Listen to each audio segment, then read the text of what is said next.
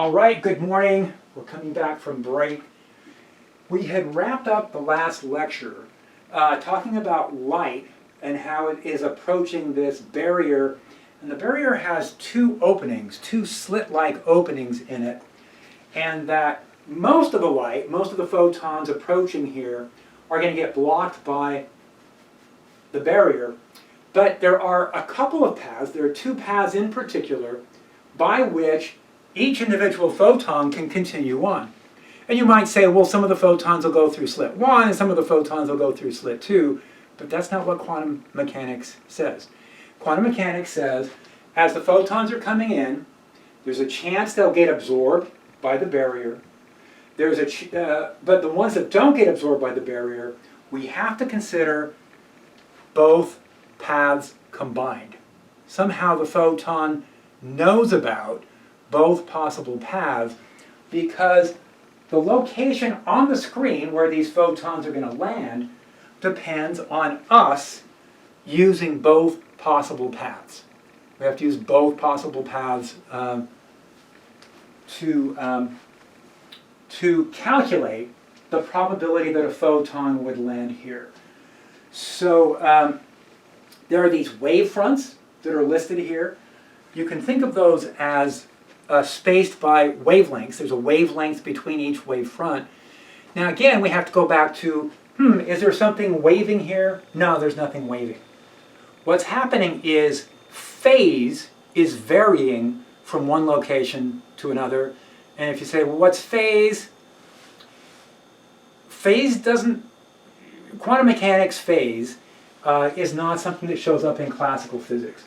Quantum mechanics phase says that, for example, if we identify that these two paths start out at the same phase, they're in phase, then we can start counting phase from here, and we can count how much phase variation there is all the way to the screen. Now, the way we can calculate the amount of phase is by counting the number of wavelengths. Each wavelength corresponds to 2 pi radians of phase. Okay, so phase works, we can work in terms of angular units for phase. And so 1 cycle equals 2 pi radians of phase. Okay, so at each possible location on the screen, there's 2 paths that we have to combine.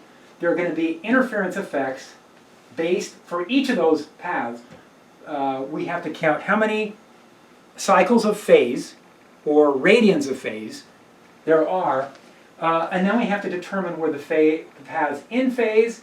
If so, the effect is constructive. If they're out of phase, the 2 paths actually cancel each other out.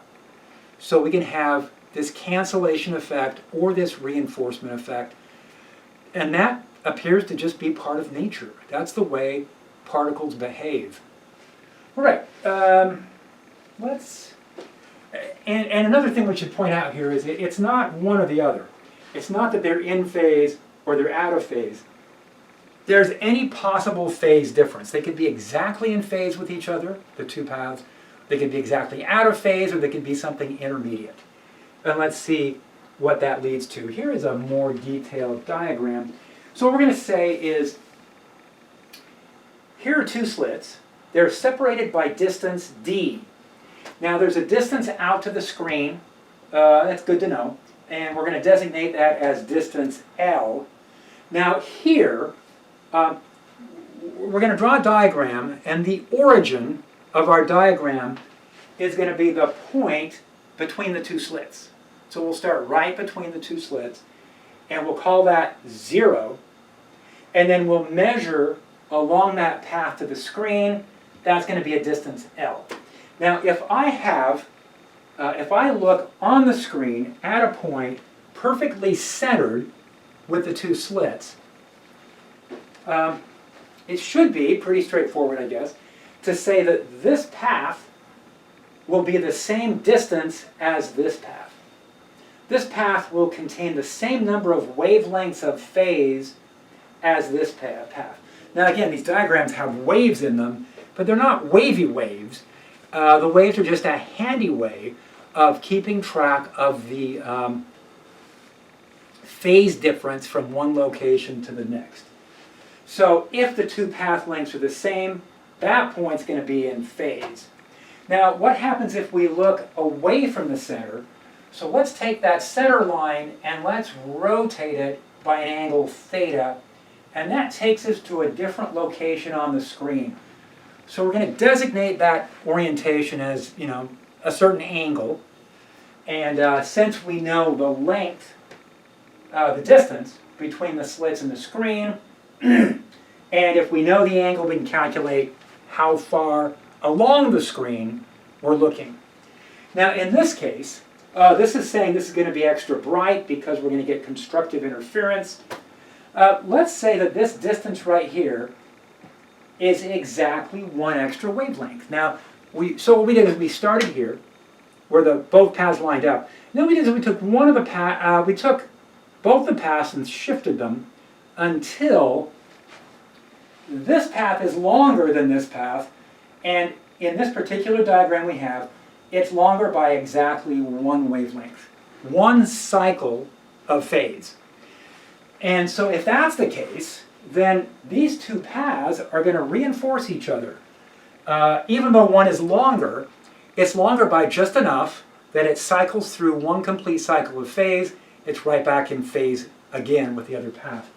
So this is also going to be extra distance. Now what we do is we call this point n equals 0. N equals 0 says there's no difference in the length, in the number of cycles along each path. This point is referred to as m equals 1. And that's because this interference peak has a length that is exactly, this one is exactly one extra wavelength longer than this one. It's still constructive interference. We're still going to see a bright location on the screen, but it's shifted away from the center point. Now, here we're going to find a point that's sort of intermediate. Instead of being m equals 0 or m equals 1, this is going to be m is equal to 1/2. So m is telling us how many cycles of difference there are between the two paths, and we can express that in terms of distance. So if the distance is 1/2 wavelength, then m equals 1/2.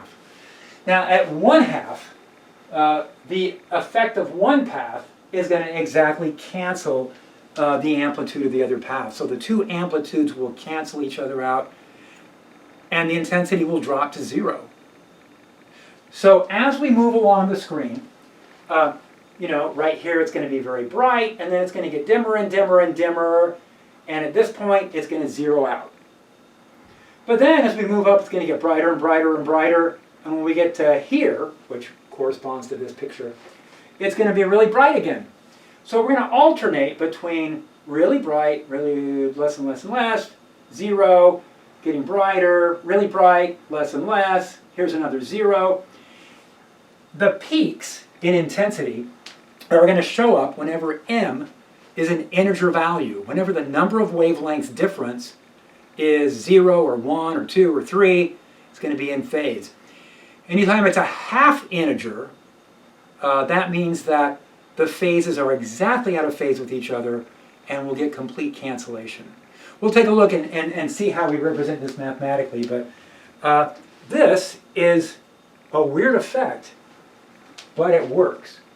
Now, what we can do is we can use a little geometry to write down a formula for this. We've already identified m as the number of wavelengths difference between the two paths.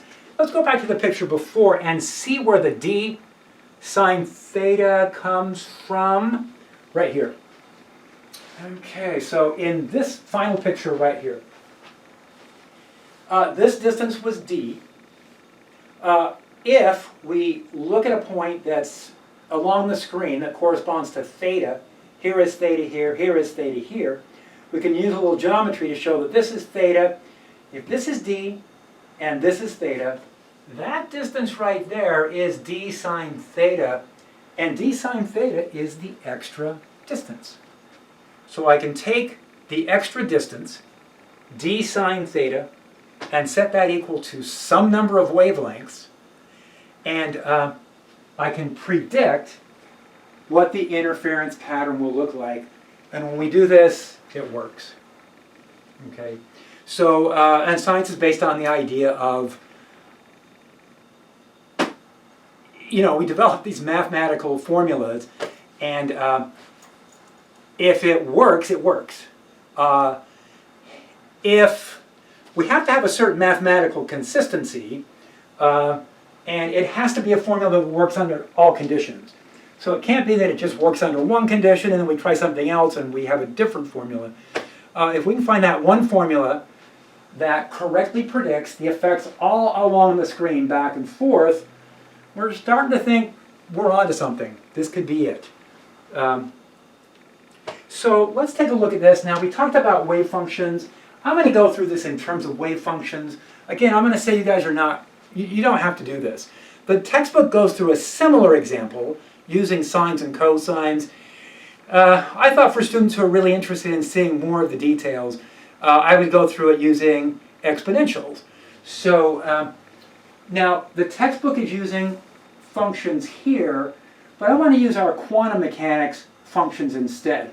So instead of using cosines, I'm going to use complex exponentials.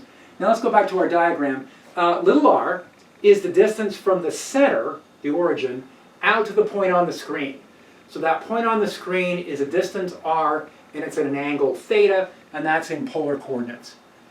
Now the actual distances that the paths take from slit number 1 and slit number 2, well, this path's a little shorter and this path's a little longer.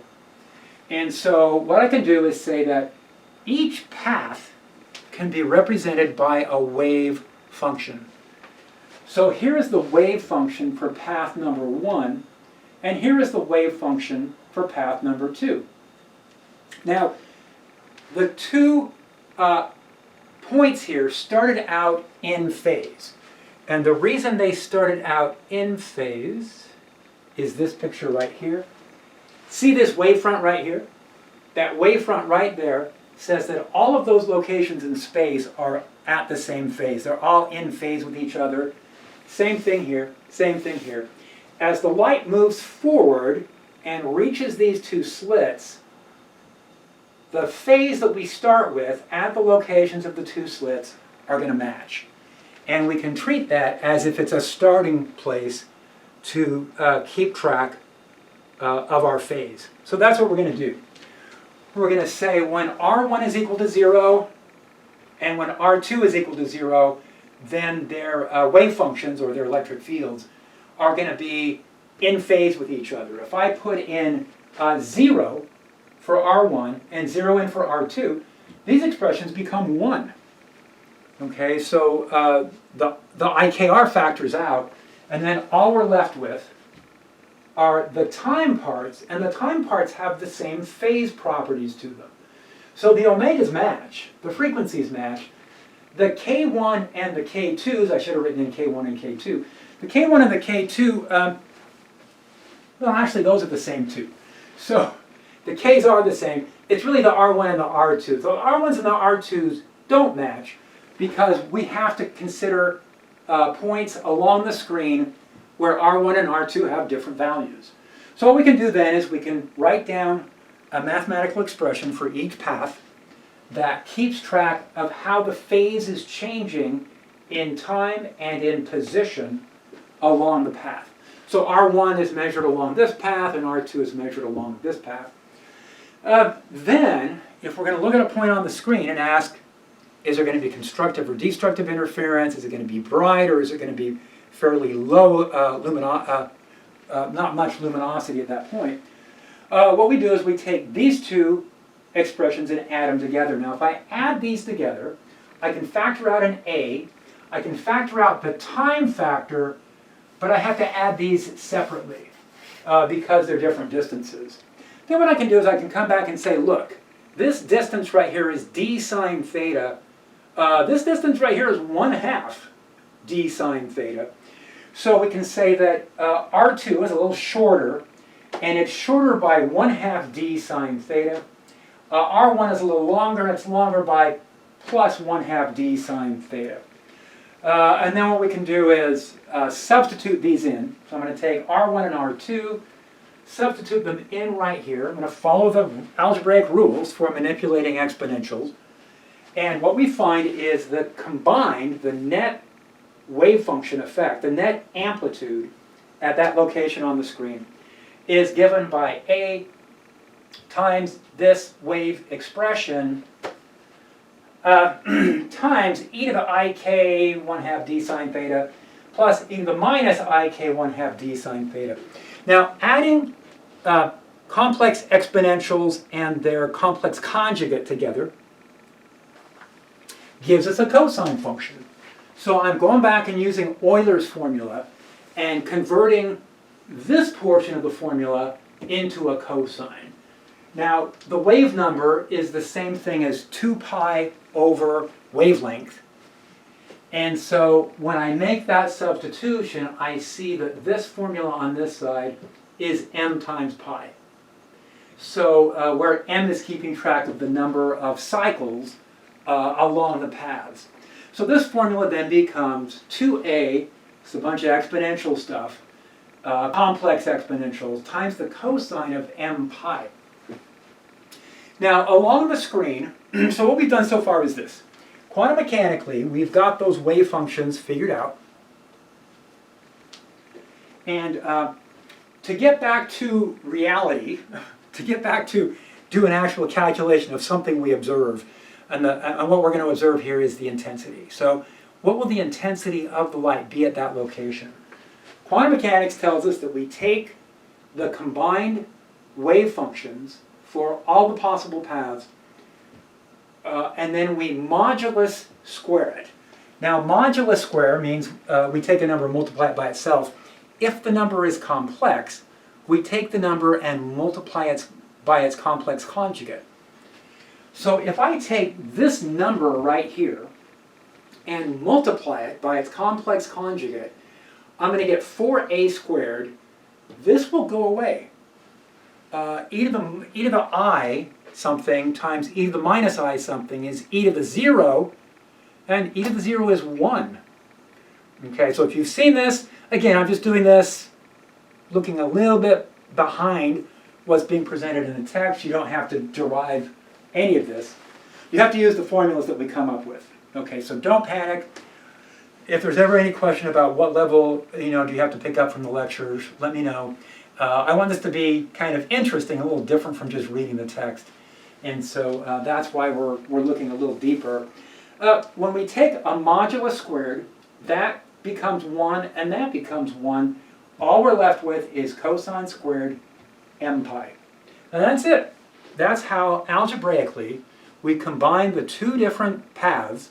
We take their wave functions, their amplitudes, we combine them, and we combine them in a way where we're taking all of the interference into account. So here's the formula that we've come up with for the intensity of the light.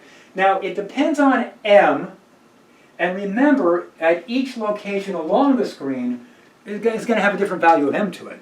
So we can follow those values of m and they'll tell us how to determine what angle we're looking at. Or let me flip this around. If we know the angle, and we know d, the slit separation, we know the wavelength, we can calculate m, and then m can be plugged in to this formula. Now remember, I got a cosine of m pi. That's got to be in radians, and it is. So make sure that your calculator is set on radians if you're using this formula. Okay, so this is a picture. Right? I like this because, again, it's getting back to observations. So let's not let ourselves get too far into the math without looking at an observation and check and see if we're still in touch with reality or if the math is carrying us somewhere else. So the intensity across the screen looks like this. See this picture? Just picture what it looks like. Now, it's not a pure cosine squared, but it does rise and fall as we would expect for cosine. Why are the peaks in the middle larger? And that's because the slits are not infinitely narrow. in order to treat the slits as if there's just one path coming from each slit, the slits have to be infinitely narrow. When we go to the laboratory, we find out, oh, slits actually have a certain width to them. This is a diffraction effect that we'll see in chapter 35. So what we've done so far is just look at the two-slit effect, and that predicts the cosine squared. Okay, but that's encouraging. So here's m equals 3, 2, 1, 0, and m equals 1, 2, 3. And we're seeing something that looks like a modified cosine squared function, and that's what we predicted. All right, so what we're going to do here is look at a few examples. They're two-slit experiment examples. And so the first question is, hey, if I do a two-slit setup, how many peaks am I going to get? Am I getting an infinite number, or am I going to get an infinite number or a finite number? And to answer that question, I would say, instead of using a flat screens can confuse us. Flat screens give us the idea that we're just going to keep seeing more and more peaks. That's not true. So instead, use a curved screen. Curved screens have a couple of really nice features to them. First, they're not as confusing as the flat screens in terms of, you know, how broad is this interference pattern, how many peaks are we going to have. But maybe more importantly, what they're going to do is keep the intensity of light the same. So if I got a flat screen, and I only look at the center region, the peaks are about the same height. But if I look far away, that's another effect that can make the peaks get less and less as we get farther away. Okay. All right. But what we saw in the previous one, the one that we had right here, see how in this one, the peaks get less and less, but then they pick up again. That's a diffraction effect. And we'll see that in the next chapter. So chapter 35, we'll come back and look at that. So anyway, what we learned, what we should be seeing from this diagram, from using the circular screen, is that first, this is the formula we derived. M is a continuous variable. You know, in reading the textbook, a lot of times you can start thinking, oh, it's either an integer or a half integer. But M can be any value.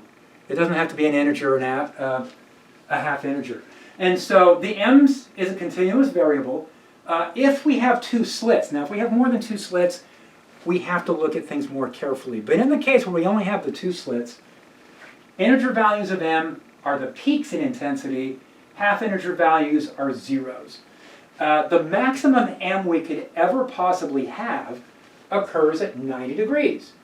And so this circular screen is reminding us that, here's m equals 0, m equals 1, m equals 2. I'm going to run out of m's right here. So m's don't go on indefinitely. At some point, we're going to run out of m's. There's going to be a last peak.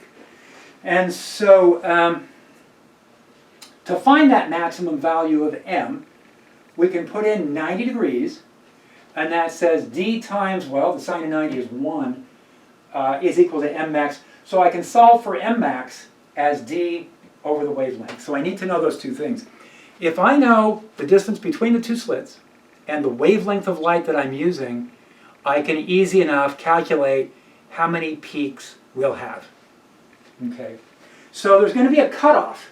When we write down this intensity formula, hey, maybe it cuts off right here. Maybe it cuts off right here. Maybe it doesn't cut off until we get to n is equal to, a big number. Maybe there's 100 peaks. Maybe there's 200 peaks. Maybe there's only 3. So it depends on the wavelength and the distance between the slits.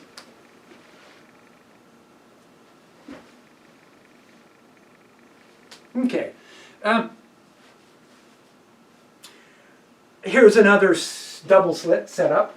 So you got to do a lot of these until they just become familiar. You can start drawing these diagrams in your sleep. In the midterms, in the homework problems too, I think what you want to plan for is practicing doing the drawings. Practice clearly labeling the paths, the angles, all the distances. Okay, so on this one, as an example, they should have D labeled as the distance between the two slits. They do have the distance to the screen listed as 1.20 meters. And then what they're looking at are two different peaks. They are looking at peak where m is equal to 1 and the peak where m is equal to 2. And they're asking, what are the x values? How far from the center of the screen will peak number 1 show up? And how far from the center of the screen will peak number 2? So in lab, we're going to do a lab on this too. And when you get the lab data and take a look at it, again, it's just too bad that we're not working right in the lab because, it's interesting to go through all this and do the math and draw the diagrams, but seeing this really happen is pretty cool. Okay, to see that all this stuff that we predicted, you can set up the equipment, you can see it, and it's not that hard to see. Okay, so it's a pretty easy setup. You just got to get those slits set up, get the laser light passing through it, and these interference patterns look amazing. Okay, so here's the angle for peak number 1. Here's the angle for peak number 2. That's the intensity pattern. And you can see it's being represented as a cosine squared function. All right, here is my solution. Here is my write-up. This looks pretty much like the thing before. Here are the bright, intense regions. So here's a peak here. And remember, it's rising and falling in intensity. Here's my x1, here's my x2. I'm going to go d sine theta equals m lambda. That tells me that sine theta is equal to m lambda over d. Anyway, I'm going after the m max. So the m max for this particular setup, the distance they tell me between the slits, now I did some units conversion. So you've got to pay attention to units conversion here. They're going to give distances in meters. They'll give distance in centimeters, in millimeters. And then if we're using visible light, the wavelengths are going to be in nanometers. So, get some expertise. These problems are not going away. You're just going to do more and more and more of them. And so it's worth spending some time and familiarizing yourself with these different units and what the conversion factors are. All right, so I think this was given in millimeters or something, and I converted it to nanometers. So that's a better way to compare the slit distance with the wavelength. Put them in the same units, nanometers. And then when I looked for m max, it's 200. So if this were a circular screen, then I would be looking at 200 peaks in each direction away from the center. Okay, if we have ideal slits set up. Now another formula we can use here is to say that tangent of theta is x over L. The L is given as 1.2 meters. Now I put that in millimeters because I think the x's are going to come out in millimeters. That seemed a good conversion to make. So I've got x is equal to L tan theta.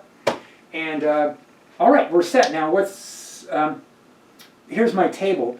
Here are the different peaks. I did actually 4 of the peaks. I did the 0, the 1, 2, and the 3. Now the 0 peak is kind of trivial because the 0 peak is going to end up at an angle of 0 and x is going to be 0. So that peak is going to be right here. But then I put in m is equal to 1, and the formula I'm using is right there. M is equal to 1. I'm using this to calculate the angle. So for m equals 1, 2, 3, I'm getting angles of 0.286 degrees, 0.573 degrees, 0.859 degrees. Now this is a physical angle. So I prefer measuring these in degrees. If you want to put these in radians, that's fine. But this is a physical angle that you could measure with your protractor. So this is actually, something you see. There are also these angles that are phase angles. And those are not physical angles you can measure with a protractor. So those are typically reserved in radians. We're going to be using radians for that. All right, and then finally, once I got the angle figured out, I can put in the L value, solve for x. I got 0 for the center one, and then 6 millimeters, 12, and 18. Now, what that's indicating is, I've got hundreds of peaks here, right? The separation distance between the ones close are going to be 6 millimeters each. I think they ask about that. But if I had a circular screen and I continued to measure these all the way around, what I would see is that the spacing between the peaks, in terms of angles, gets larger and larger. If I look at the formula here, it's not theta. Theta is not directly proportional to m. It's sine theta that is proportional to m. And so it's not a linear effect. What we're seeing here is that when the angle is really small, the sine theta is behaving like theta.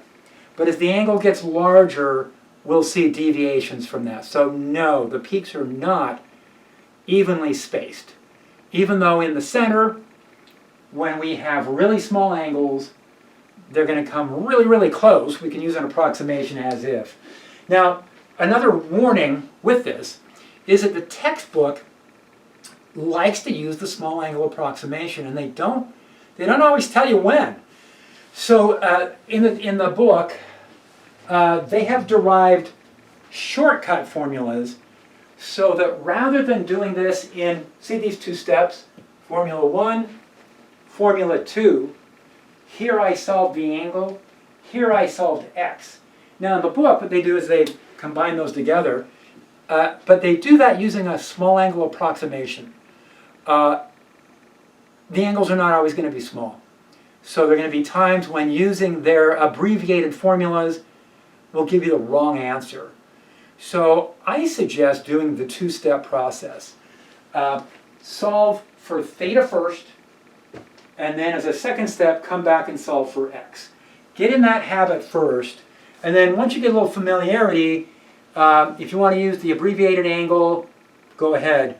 But you got to make sure that the angle is, I'm not going to be sympathetic if you say, oh, I used the formula from the book. Okay, because the idea is you got to understand the limitations of formulas that they've presented. All right, here's another double slit example. It's saying what happens if we change the wavelength? What happens if we change the slit distance?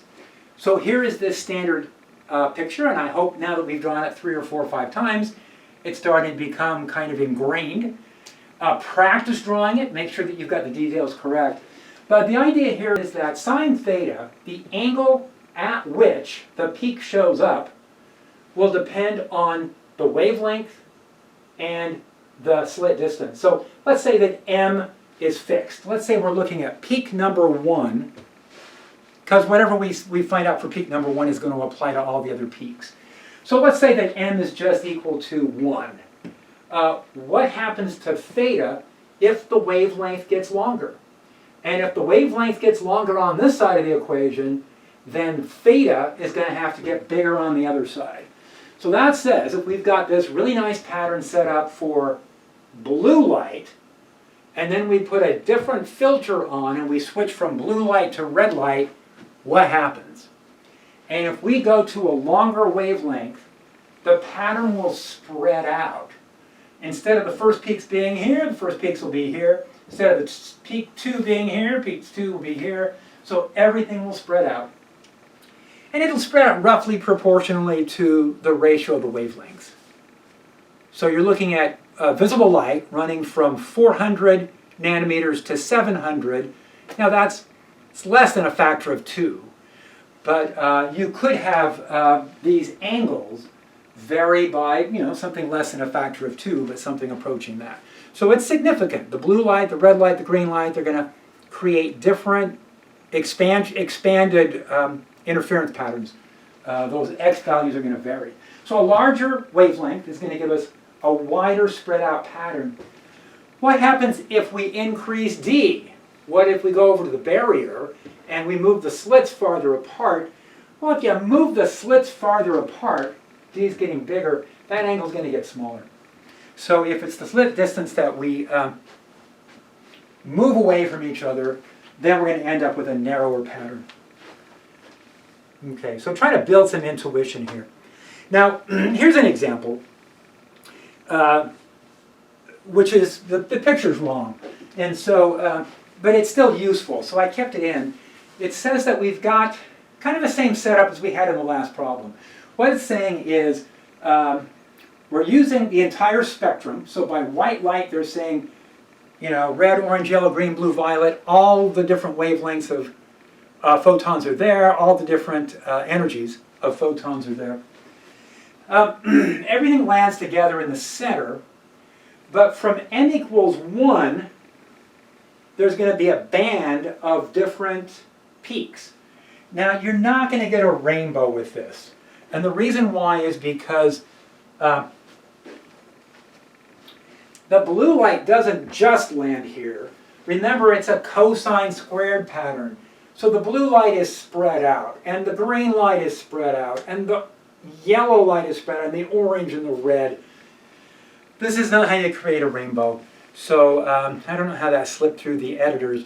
Anyway, in the next chapter, chapter 35, we're going to be looking at different types of interference based on many slits. So rather than just 2 slits, if we use, say, 100 or hundreds of slits, what we find is that distinct wavelengths get sent into a much narrower region that will give us a rainbow. So if you've seen these little devices, they're called diffraction gratings. Those will produce rainbows. They're not based on 2 slits. They're based on hundreds or sometimes thousands of slits. Okay, we'll come back and look at them. But so what this is really showing is just which light is at its peak. Where are the peaks of the light? And so here's 700 and 400. We talked about the ratio. And so this is saying, well, they pick some distances, 2 millimeters and 3.5. The ratio of 2 to 3.5 happens to be the same ratio as 400 to 700. So that's why they're using this example. And so this is where it's written up.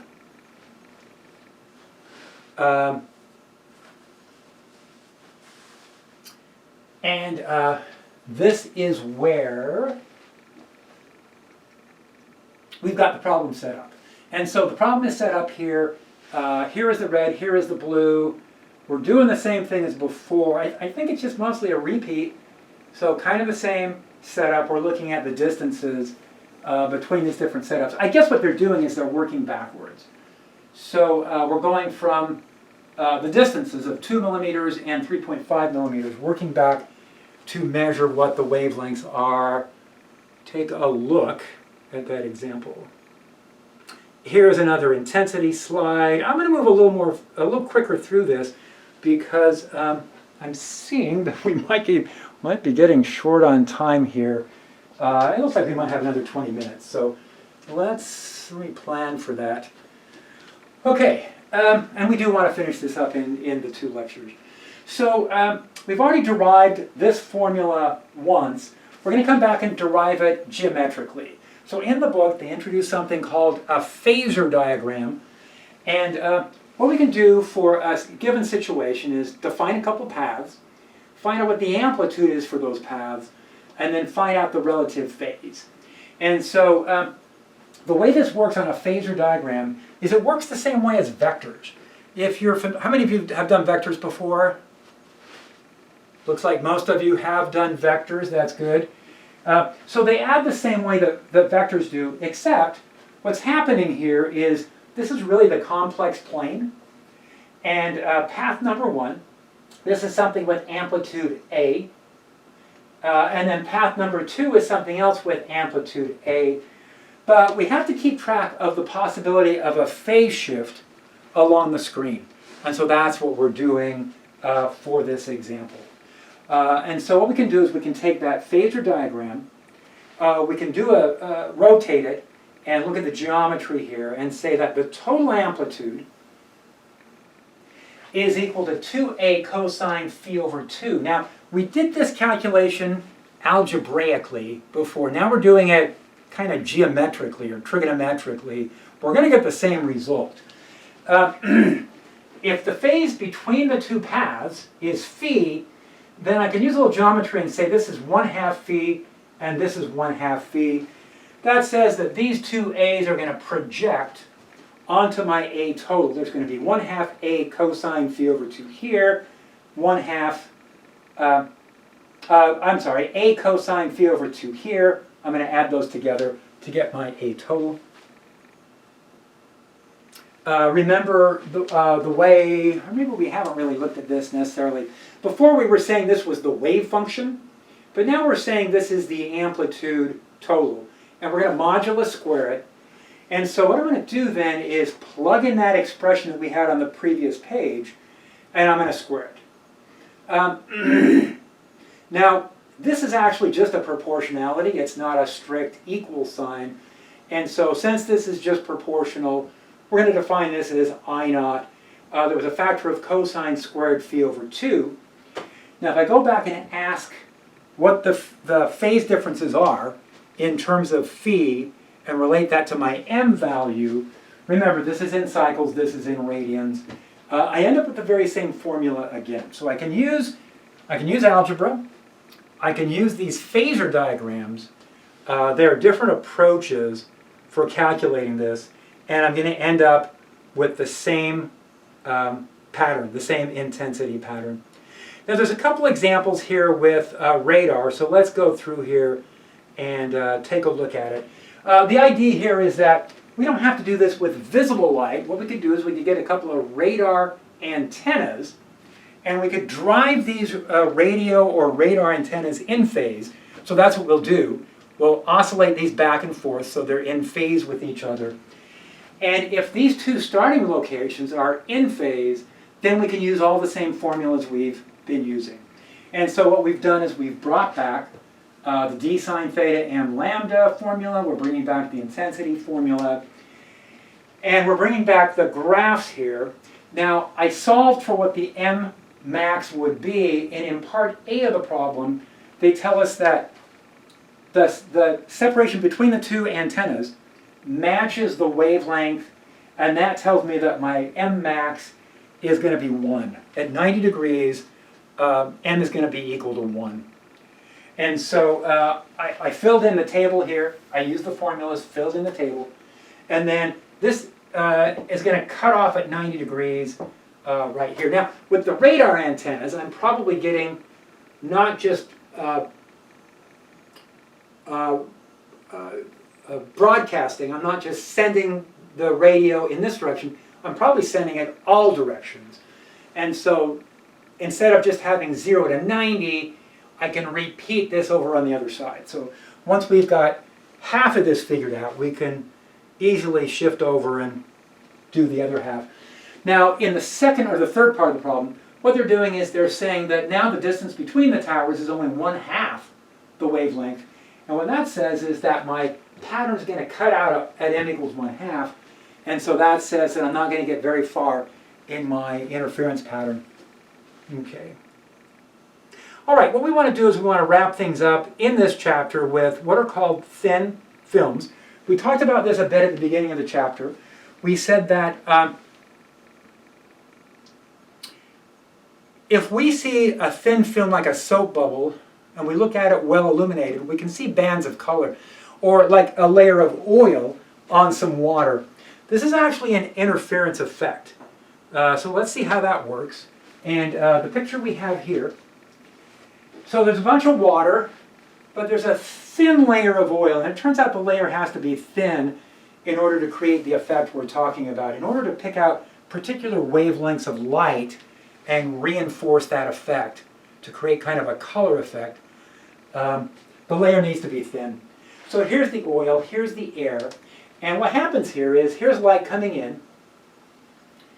It reflects off the first surface, but you know, some of it passes through to the second surface and reflects off there. So what this creates, this thin film effect, creates two possible paths. And what we just looked at for the past 30 minutes, 40 minutes, 50 minutes, is what happens when we have two paths of light. Well, the two paths of light coming off this surface could either be in phase with each other, or they could be out of phase, or something intermediate. And depending on what the m value is between these two paths, that's going to determine how intense the light is. Now, that's going to depend on how thick the layer of oil is and what the wavelength of the light is. If the wavelength, here's another example of this. In this case, the thickness of the thin layer is getting larger and larger. And when you shine light, you can see these rings of different colors. So as you start at the center, work your way out, you're finding that the thickness of that layer, the air gap, is matching different wavelengths as you move away from the center. And so what you're seeing is you're seeing this repeated spectrum. So we're back to the idea of interference effects taking place. Now, the last item we need to know before we derive some formulas is if I have light that comes in and bounces off a material with a higher index of refraction, that introduces a half-cycle shift. It just does. Okay, and so you can show this using classical formulas.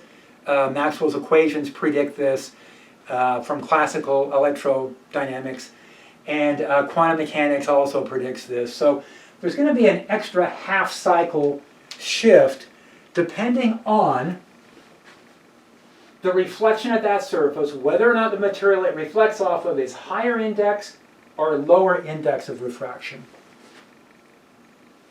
So here's the idea. Thin films, two paths. Path number one, let's say path number one bounces off the top surface. There's no additional path length, but there could be, yes or no, an extra 1/2 I have to add on. It depends.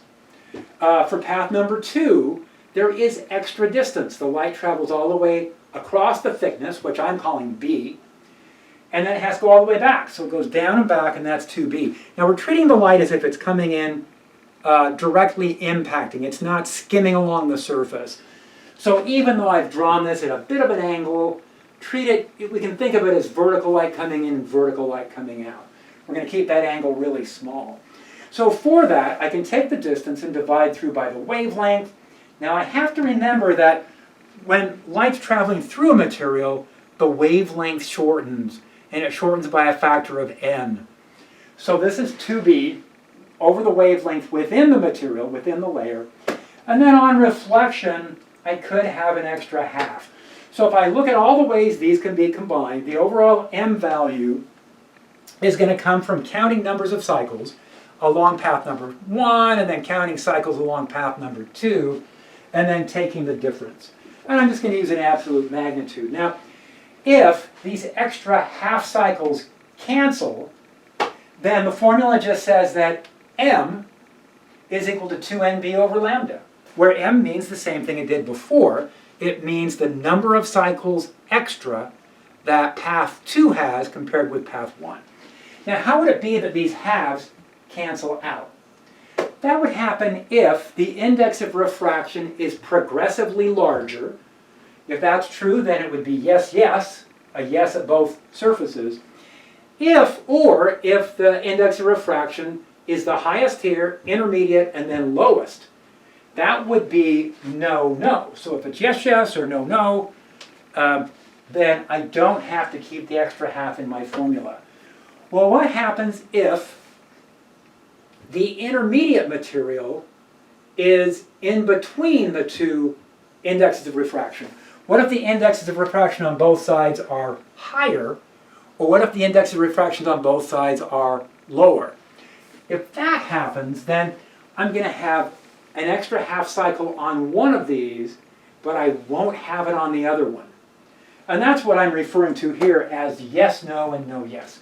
So in order to get the half cycles correct, we have to ask, what are the indexes on either side of the first surface?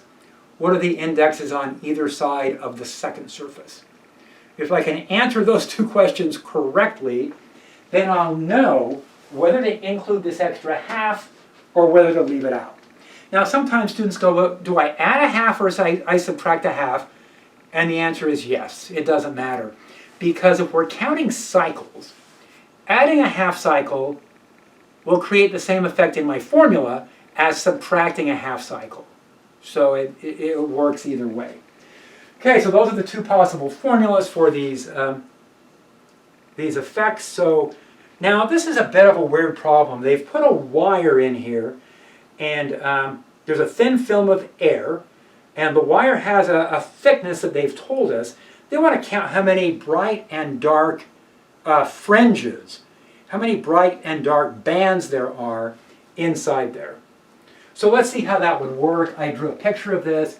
The thickness at this end is, and again I changed units, 7,350 nanometers. The light we're using is 600 nanometers. The N value, the index of refraction of the thin film, is 1 because it's air. And then as far as my yes-no, I got it backwards. How did I do? But it doesn't matter. So this is actually no, and this is yes. Ugh. Okay, change those. Because what's happening here is this path is bouncing off that surface, and the index in here is lower. Down here, it's bouncing off something with a higher index. So that's actually, don't look at that, is no, yes. But doesn't matter because the no-yes formula is the same as the yes-no formula. All right. So this is the formula I want to use. This one right here, and then it flips over into this b value here. So what I did was, instead of doing the algebra, I just started doing a table. These problems I always feel like it's useful to go in and set up a table and just look at all the possible things that could happen. So when I start over here, the thickness is 0. And the m value there, if I plug in 0 for b, if I say the thickness is absolutely 0, then m is still equal to 1/2, and that's because of this reflection effect. Okay? And so at a thickness of 0, right there, the m value is 1/2. Now, using this formula, I flipped it around and started solving for b. And so if I put in 3/2, now these are the dark bands. So at this edge, I'm going to have a dark band. And then 300 nanometers in, I'll have another dark band. 600 nanometers in, I'll have another dark band. 900, I'll have another. 1200. It's a repeating pattern. And the tables are nice because, you know, once you fill in enough of these table numbers, you're going to go, oh my gosh, I see the pattern, of course.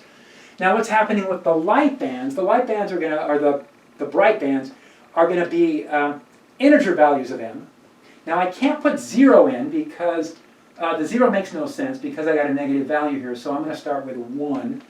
And that gives me 150, 450, so I calculated those, and all right, where are the locations of the bright bands compared with the dark bands? And they alternate. You go, of course, that's what's going to happen.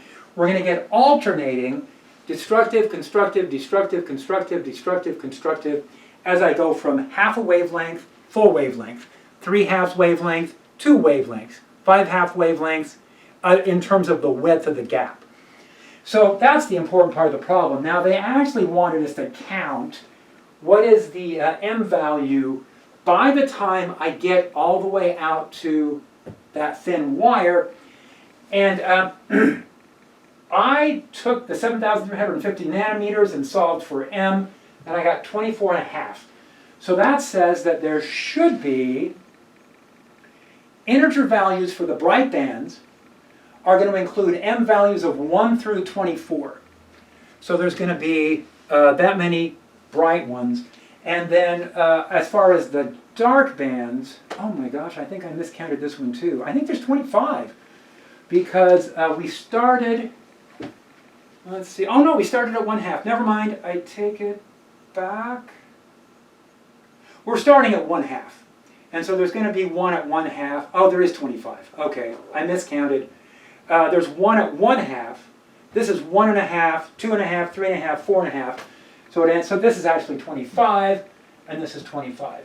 Now there's this repeating pattern of 300 nanometers, where I alternate between dark and bright, and then I'm back to dark band again. Okay. So that's, you know, that's kind of interesting. Now here is another thin film. This is with a bubble. So it's asking what's the smallest thickness that the soap bubble could have, assuming a wavelength of 540 nanometers. And so we're going to use basically the same formula. Now I'm using B instead of t because I have this mental block. Whenever I see t, it means time. I can't get over that, so I used a different symbol. But I'm using basically the same setup. Now this time we're going to have no and yes. Did I get those backwards again? I really did. That's really, okay. But saved by the fact that this is actually yes and this is no. Okay. Don't tell anybody. So this is yes, this is no. We're going to use, we got the formula right. And then n is equal to 1 here, and it's 1 here. 1.35 is what they tell us for the material of the bubble. And so what we're looking for is constructive interference. Constructive interference will happen at 100 nanometers, 300 nanometers, 500 nanometers. So the 500 will be visible light. So green light of 500 nanometers will be constructively reflected. And also 700, now I didn't write that down, but I think the next number in that sequence is going to be 700 nanometers. And so yeah, at M4, 700 nanometers, I'm going to get red light at 700 nanometers, preferentially reflected, and green light at 500. So it's going to be a combination of those two. Now, just to be clear about what's happening, it's easy to fall into this idea that the wavelengths, just one wavelength is being picked out, and that's not true. What I did was this. I said, let's look at the M value for 540 nanometers. I used a thickness of 100 nanometers, and the M value here worked out to be, the intensity works out to be 1. So these wavelengths that we're solving for are actually the highest intensity.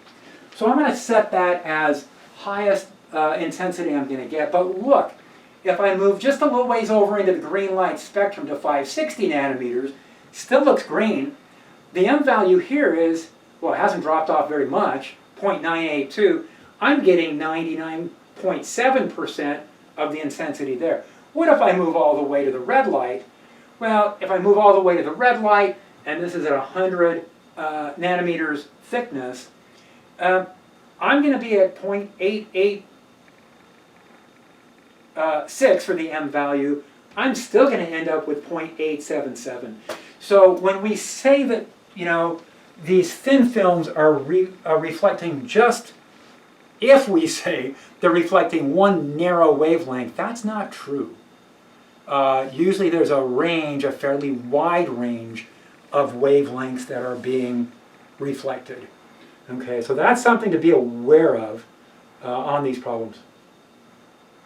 They're not as ideal in sorting out the different wavelengths. So here's kind of a list of suggestions for solving these problems. I'm going to move through that quickly.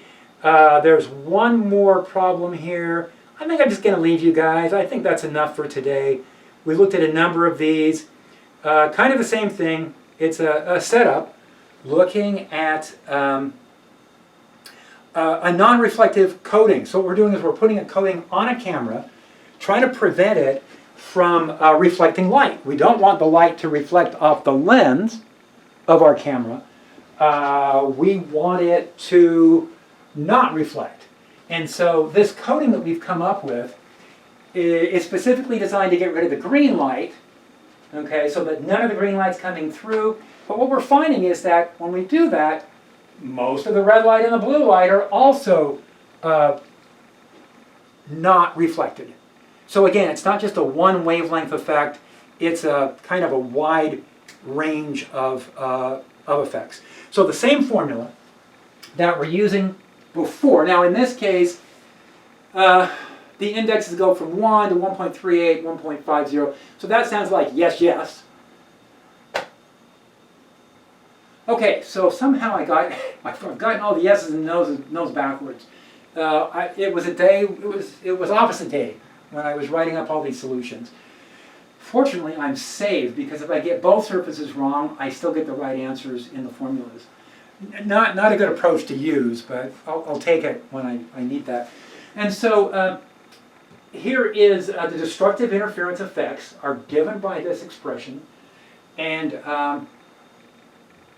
we're going to put in values of m that are half integers, and these are the values of thicknesses. So those are the possible values of thicknesses of my magnesium fluoride layer, and this gets used, right? So you don't want a lens where you're getting a lot of reflection off the front.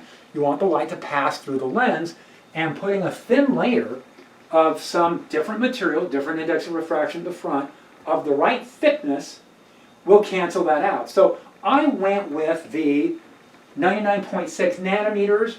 I decided I'm going to manufacture my lens using that thickness. And you know, I designed this so the center of the spectrum at 550 nanometers is exactly canceling out. So I'm not going to get any of that coming back. But here's the bonus. When I look at the red light, only 5 or 6% of the red light is reflecting. And when I look at the blue, using my M values and my intensity formulas, I'm getting about 12%. So it's working as a good filter for both of those. There's a Michelson interferometer, which we're going to do nothing with. So you can take a look at that. It is a way of using interference to measure short distances, which you probably should be getting the feel now. If you shift distances a little bit, you can really shift the peaks of light. Oh, and that's it.